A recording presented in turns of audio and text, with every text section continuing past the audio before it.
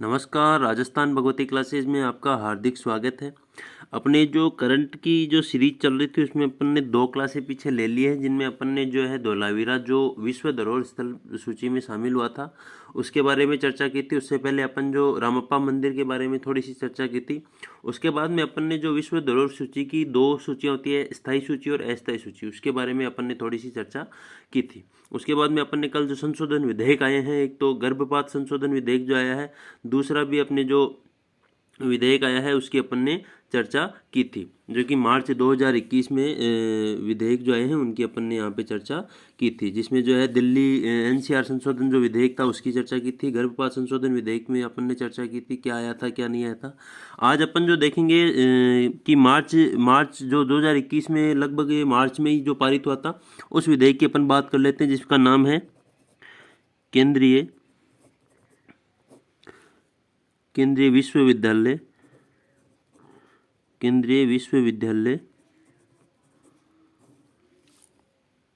संशोधन विधेयक। केंद्रीय विश्वविद्यालय संशोधन विधेयक, सेंट्रल यूनिवर्सिटी अमेंडमेंट या इसको बिल बोल सकते हैं। सेंट्रल यूनिवर्सिटी के लिए बिल आया था जो कि मार्च 2021 में जो है बिल आया था। केंद्रीय विश्वविद्यालय संशोधन विधेयक ये बिल आया था जो कि मार्च 2021 में जो है बिल आया था। इसमें क्या वर्णन किया गया है, क्या आपको बताया गया है, तो ये बिल जो है केंद्रीय विद्यालय संशोधन विधेयक जो बिल है, ये जो अमेंडमेंट है, ये किस लिए आया है। ये जो लद्दाख है जो केंद्र शासित प्रदेश बना था अभी 2019 के अंदर, केंद्रीय विश्वविद्यालय विधेयक जो है केवल लद्दाख के लिए स्पेशल अगर अपन मान सकते हैं कि ये केवल लद्दाख के लिए है, क्योंकि लद्दाख में एक सेंट्रल यूनिवर्सिटी आपको स्थापित करने के लिए इस जो केंद्रीय विद्यालय विधेयक है इसमें बात की गई है कि जो केंद्र शासित प्रदेश है लद्दाख, उसमें एक सेंट्रल यूनिवर्सिटी को ओपन करना होगा जिसका नाम अपन रखेंगे सिंधु केंद्रीय विश्वविद्यालय। लद्दाख में सेंट्रल यूनिवर्सिटी ओपन करने के लिए जो विधेयक है ये लाया गया है। इसमें जो 2-3 अन्य बातें भी कही गई उनको भी अपन यहाँ पर चर्चा करते हुए चलेंगे। तो इसमें अपन बात करते हैं कि स्पेशल किसके लिए है, तो लद्दाख में, लद्दाख जिसको केंद्र शासित प्रदेश बनाया गया था, लद्दाख में एक सेंट्रल यूनिवर्सिटी ओपन करने की बात कही गई है, जिसका जो नाम रखा जाएगा, लद्दाख में जो सेंट्रल यूनिवर्सिटी है उसका नाम जो रखा जाएगा सिंधु केंद्रीय विश्वविद्यालय जो है इसका नाम रखा जाएगा। ये जो स्पेशल बिल आया था ये लद्दाख के लिए आया था, कि स्पेशल जो माना जा रहा है कि लद्दाख के लिए आया, जिसमें सेंट्रल यूनिवर्सिटी ओपन की जाएगी कहाँ पे, अपने लद्दाख में, जिसका जो नाम रखा जाएगा सिंधु केंद्रीय विश्वविद्यालय रखा जाएगा। तो आपको ये भी ध्यान में रखना है कि लद्दाख में एक सेंट्रल यूनिवर्सिटी ओपन होगी इस अमेंडमेंट के अकॉर्डिंग, जो कि सिंधु केंद्रीय विश्वविद्यालय जिसका नाम अपने रखा जाएगा। तो अपन देखते हैं कि इसमें कौन कौन से जो केंद्रीय विश्वविद्यालय संशोधन जो विधेयक है इसमें कौन कौन सी बातें और कही गई थी, जिसमें अपन ने एक बात की चर्चा कर ली कि लद्दाख में एक सेंट्रल यूनिवर्सिटी ओपन होगी जिसका जो नाम होगा वो सिंधु केंद्रीय विश्वविद्यालय रखा जाएगा। इसमें एक बात और कही गई है कि केंद्रीय विश्वविद्यालय, इसका जो उद्देश्य है वो है कि केंद्रीय विश्वविद्यालय, मतलब इसको सीयू अपन बोलेंगे शॉर्ट में, सीयू अधिनियम है, सीयू का एक अधिनियम है, सीयू अधिनियम 2009, ऐसा कोई अधिनियम है जिसमें जो सेंट्रल यूनिवर्सिटी के जो नियम होते हैं, सेंट्रल यूनिवर्सिटी में जो पढ़ने के लिए या जो टीचर्स होता है उनके लिए एक अलग से अधिनियम बनाए हुए हैं कि इनमें ऐसे ऐसे करके ये सिस्टम जो है यूनिवर्सिटीज़ का रहेगा। तो इसके लिए एक अधिनियम बनाया हुआ है केंद्रीय विश्वविद्यालय अधिनियम 2009। इसका जो उद्देश्य होगा मेन वो होगा कि संशोधन, इसमें जो है संशोधन करना, ताकि इसमें संशोधन करके जो नया जो केंद्र शासित प्रदेश बना है लद्दाख, उसमें सेंट्रल यूनिवर्सिटी अपने यहाँ पे ओपन की जा सके। तो केंद्रीय विश्वविद्यालय अधिनियम 2009 में संशोधन करना है, इस जो अधिनियम है इसका उद्देश्य अपन मान सकते हैं कि इसका उद्देश्य क्या था, तो केंद्रीय अधिनियम 2009, केंद्रीय विश्वविद्यालय अधिनियम 2009 में संशोधन करना। इसका जो दूसरा अगर अपन मान सकते हैं इसमें क्या लिखा गया, इसमें क्या आगे जाके करना होगा, तो दूसरी जो बात है लद्दाख में सेंट्रल यूनिवर्सिटी ओपन करनी होगी। और अपन तीसरी अगर बात करेंगे इसमें कौन सी जो बात स्पेशल रखी गई है, तो भारत में सीयू को, सेंट्रल यूनिवर्सिटी की स्थापना के लिए, भारत में जो सेंट्रल यूनिवर्सिटी की स्थापना अगर करनी होती है, भारत में अगर सेंट्रल यूनिवर्सिटी की स्थापना अगर करेंगे तो इसकी संशोधन के हिसाब से जो है अभी नई जो बात इसमें कही गई कि भारत में सीयू की स्थापना जो करेंगे वो संसद के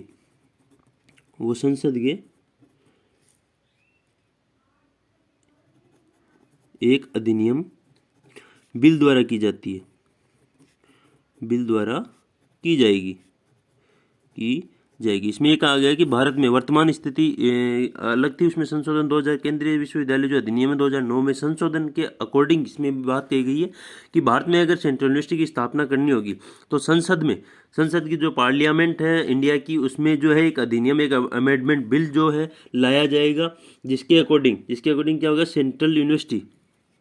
जिसके अकॉर्डिंग सेंट्रल यूनिवर्सिटी ओपन होगी। तो भारत में अगर सेंट्रल यूनिवर्सिटी आपको ओपन करनी है तो उससे पहले आपको पार्लियामेंट में जो है एक बिल, अमेंडमेंट बिल जो है लाना पड़ेगा, जिसके अकॉर्डिंग ही आपकी किसकी स्थापना होगी, सेंट्रल यूनिवर्सिटी की। अपन बात करते हैं कि सेंट्रल यूनिवर्सिटी की अगर स्थापना है तो कौन सा मंत्रालय है जो सेंट्रल यूनिवर्सिटी की स्थापना में सहायक होता है, या ये सेंट्रल यूनिवर्सिटी किस मंत्रालय के अधीन होती है। तो ये जो सेंट्रल यूनिवर्सिटी होती है शिक्षा मंत्रालय के अधीन होती है। शिक्षा मंत्रालय में भी ये जो सेंट्रल यूनिवर्सिटी होती है अपने उच्च शिक्षा विभाग, उच्च एजुकेशन जो डिपार्टमेंट है, जो हायर एजुकेशन डिपार्टमेंट है, उसके अकॉर्डिंग उसके अंडर में ये जो है सेंट्रल यूनिवर्सिटी आती है। तो अगर पूछ लिया जाए सेंट्रल यूनिवर्सिटी किसके अधीन आती है, किसके अंडर में आती है, तो एजुकेशन मिनिस्ट्री के अंडर में आती है, और उससे भी हायर एजुकेशन जो डिपार्टमेंट है उसके अंडर में जो है सेंट्रल यूनिवर्सिटी अपने आती है। तो ये जो था कि सेंट्रल यूनिवर्सिटी संशोधन विधेयक जो 2021 में आया, उसमें क्या उसकी जो पृष्ठभूमि है, उसमें जो है क्या मुख्य बात है। तो इसकी जो मुख्य बात है आपको यही याद रखनी है कि केंद्र शासित प्रदेश जो लद्दाख है, जो कि 2019 में बना था, इसके लिए सेंट्रल यूनिवर्सिटी ओपन करना इसका जो मुख्य उद्देश्य रहेगा, जिसका जो नाम रखेंगे अपन सिंधु केंद्रीय विश्वविद्यालय, इसका नाम जो है रखेंगे। अगर इसकी दूसरी दो और बातों की पूछ ली जाए तो केंद्रीय अधिनियम 2009 में इसमें संशोधन करना, केंद्रीय विश्वविद्यालय अधिनियम 2009 में संशोधन करना, और भारत में सीयू की स्थापना जो है संसद में बिल लाके ही की जा सकेगी, उसके बाद में सीयू की स्थापना हो सकेगी। और ये कहा गया कि सीयू किसके अंडर काम करेगा, तो एजुकेशन मिनिस्ट्री के अंडर काम करेगा, जिसमें जो है शिक्षा मंत्रालय में भी जो हायर एजुकेशन डिपार्टमेंट है उसके अंडर जो है सीयू काम करेगा। तो ये जो बातें हैं अपने इस विधेयक में कही गई है, तो आपके लिए इंपॉर्टेंट हो सकता है, इसलिए इसको ध्यान से आप पढ़ें। दूसरा जो संशोधन है, दूसरा जो अपन मान सकते हैं कानून आया है, इसकी बात करते हैं। जिसमें पहले अपन ने बात की केंद्रीय यूनिवर्सिटी संशोधन विधेयक, दूसरी अपन इसमें बात करेंगे मॉडल किराएदार कानून। ये जो कानून है जो किराएदारों का जो एक्ट है, इसकी अपन बात करेंगे। दूसरा जो लॉ आया उसकी अपन बात करेंगे, जिसमें मॉडल किराएदार कानून को अपन लेंगे, मॉडल टेनेंसी एक्ट। इसमें रखा क्या गया है कि जो लोग जो किराए पे अपने मकानों को या अपनी बिल्डिंग्स को देते हैं, और जो लोग किराए पे उनकी बिल्डिंग्स को लेते हैं, उनके बारे में कुछ नियम, कुछ कानून जो है निकाले गए हैं। उनका ध्यान रखते हुए आपको जो है अपनी बिल्डिंग्स को, अपने मकानों को, या जिस भी चीज़ को आप किराए दे रहे हो, उन कानूनों को ध्यान में रखते हुए आपको किराए पे देना है। तो ये जो मॉडल किराएदार कानून है, ये आपके एग्जाम के हिसाब से इंपॉर्टेंट हो सकता है, आपको पूछा जा सकता है, इसलिए जो है मैं इसके बारे में कुछ आपको वर्णन कर देता हूँ। जिसमें मॉडल किराएदार कानून कब आया था, ये अगर पूछ लिया जाए तो ये जो 2 जून 2021 को इस जो कानून है मॉडल किराएदार कानून, इसको क्या मिल गई थी, मंजूरी मिल गई थी। पूछ लिया जाए कि मॉडल किराएदार कानून की मंजूरी कब मिली थी, तो 2 जून 2021 को जो है मॉडल किराएदार कानून, मॉडल टेनेंसी एक्ट के लिए मंजूरी मिल गई थी। ये जो मॉडल किराएदार कानून है, ये स्टेट प्लस सेंटर, ये जो मॉडल किराएदार कानून जो है स्टेट और सेंटर दोनों के लिए अलग अलग होगा। अपने हिसाब से जो है स्टेट अपने हिसाब से इसको लागू कर सकता है, और सेंटर जो है अपने हिसाब से इसको लागू कर सकता है, किसी के लिए कोई बाध्यता नहीं है। तो मॉडल किराएदार कानून 2 जून 2021 को इसको मंजूरी मिल गई थी। स्टेट और सेंटर जो है अपने हिसाब से इसको लागू अलग अलग कर सकते हैं। इसको जो अगर बात कर ली जाए, ये जो किराएदार कानून है, इसको सबके सामने प्रकाश में लाने का, अगर बोलते हैं कि सबके सामने लाने का, प्रकाश में लाने का जो श्रेय है वो किसको जाता है, कौन से मंत्रालय को जो है जाता है। तो ये जो मॉडल किराएदार कानून है, इसको प्रकाश में लाने का जो श्रेय है, ये आवास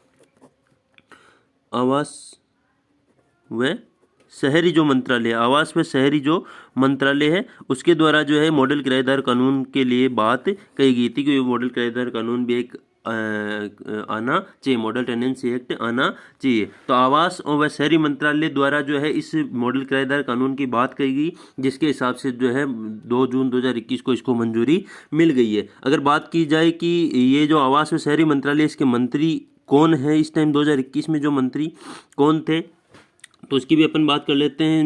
नाम था हरदीप सिंह, जो कि मॉडल किराएदार कानून जब बना था, जब ये मंजूरी मिली थी, तो आवास व शहरी मंत्रालय के मंत्री जो थे हरदीप सिंह थे, जिनके पास कौन सा प्रभार था, स्वतंत्र जो है प्रभार था इस मंत्रालय का, स्वतंत्र प्रभार था हरदीप सिंह जी के पास आवास व शहरी मंत्रालय का। 2021 की बात है, मंत्री हरदीप सिंह थे, पर स्वतंत्र प्रभार इनके पास था किसके, आवास व शहरी मंत्रालय का। इसमें उसको प्रकाश में लाने का श्रेय जो है मॉडल किराएदार कानून को आवास व शहरी मंत्रालय को जाता है। अब जो अपन बात करेंगे कि जो मॉडल किराएदार कानून है, इसके क्या क्या प्रावधान जो है आपके रखे गए हैं। तो इसमें मॉडल किराएदार कानून में कुछ प्रावधान रखे गए हैं, उनकी अपन बात यहाँ पे कर लेते हैं। इसके जो प्रावधान है उनकी अपन बात कर लेते हैं। इसके कुछ प्रावधान हैं, जिनमें पहला जो प्रावधान आता है वो ये आता है कि सिक्योरिटी डिपॉजिट के लिए आपको अधिकतम सीमा दी गई है। जो सिक्योरिटी डिपॉजिट होता है, आपके किराए लेने से पहले जो सिक्योरिटी डिपॉजिट जो होता है, उसके लिए आपको अधिकतम सीमा दी गई है। क्या दी गई है? अधिकतम सीमा दी गई। मैक्सिमम जो लिमिट है आपको सिक्योरिटी डिपॉजिट के लिए, वो आपको इस प्रावधान में दी गई है। जो मॉडल किराएदार कानून है इसमें दी गई है, आपको ये सुविधा आपके लिए दी गई है। दूसरा जो प्रावधान है इसमें, उसकी बात कर लेते हैं कि परिसर खाली करने की जो शर्तें होती है कि आपको आपका किराए का जो टेंडर होता है, या जो आपकी सीमा होती है, समय सीमा होती है खाली करने की, उसकी जो है शर्तें इसमें दी गई है। तो परिसर को खाली करने की शर्तें इसमें, दूसरी बात इसमें कही गई है। पहली गई सिक्योरिटी डिपॉजिट की अधिकतम सीमा आपको दी गई, दूसरी परिसर को खाली करने की जो शर्तें आपको इसमें दी गई है। तीसरी जो इसमें बात कही गई है वो कही गई है कि जो आपके होती है कि मकान मालिक द्वारा आपको अगर मकान खाली करवाना है, तो आपको सूचना जो है मकान मालिक को 24 घंटे पहले आपको देनी होगी। या कोई भी अगर सूचना है तो मकान मालिक को आपको 24 घंटे पहले जो है सूचना आपको देनी होगी। ये जो प्रावधान का तीसरा जो है बिंदु है। चौथा जो बिंदु है, आप उसको ध्यान से सुनिएगा, उसमें है मकान मालिक और किराएदार दोनों के अधिकारों तथा दायित्वों का वर्णन जो है चौथे प्रावधान में किया गया, जिसमें कहा गया कि मकान मालिक जो मालिक होता है और जो किराएदार होता है, उन दोनों के जो अधिकार है, उनका जो प्रावधान है वो इस कानून में किया गया है। अगला जो प्रावधान इसमें बताया गया वो बताया गया कि जो आप अगर किसी बिल्डिंग को किराए पे ले रहे हैं, तो आपको लिखित जो समझौता है रिटर्न में आपको इससे लेना होगा कि आपने जो है ये मकान या बिल्डिंग जो है आपने किराए पे ली है। अगला जो है लास्ट जो है, स्वतंत्र प्राधिकरण और रेट कोर्ट की स्थापना, जिसका नेतृत्व डिप्टी कलेक्टर या समकक्ष अधिकारी द्वारा किया जाएगा। इसमें कहा गया है कि स्वतंत्र प्राधिकरण और रेट कोर्ट की स्थापना की किस हिसाब से इसका जो है सिस्टम रहेगा, वो जो आपका नेतृत्व करेंगे वो डिप्टी कलेक्टर या डिप्टी कलेक्टर के समकक्ष अगर कोई अधिकारी है तो इसका जो है नेतृत्व करेंगे। तो ये प्रावधान किए गए, जिसमें सिक्योरिटी की बात की गई, जिसमें परिसर को खाली करने की बात की गई, जिसमें खाली करने से पहले आपको सूचना देने की बात की गई है, जिसमें मकान मालिक और किराएदार दोनों के जो अधिकार है उनकी बात की गई है, और अपने इसका जो सिक्योरिटी है, इसके जो नेतृत्व करेंगे वो कौन करेंगे, इसकी जो प्रावधान में बात की गई है। तो अपन ने जो कानूनों की बात की, इसमें मॉडल किराएदार कानून, और अपन ने जो विश्वविद्यालय जो संशोधन अभी आया, विश्वविद्यालय जो विधेयक जो है उसकी अपन ने बात की है। तो आपके लिए, अगर आपको लगता है कि ये वीडियो आपके लिए इंपॉर्टेंट हो सकता है, आपके एग्जाम में आने लगे, आपके एग्जाम के पॉइंट ऑफ व्यू से इंपॉर्टेंट होगा, तो आप इस वीडियो को लाइक, शेयर, कमेंट और चैनल को सब्सक्राइब जरूर करें।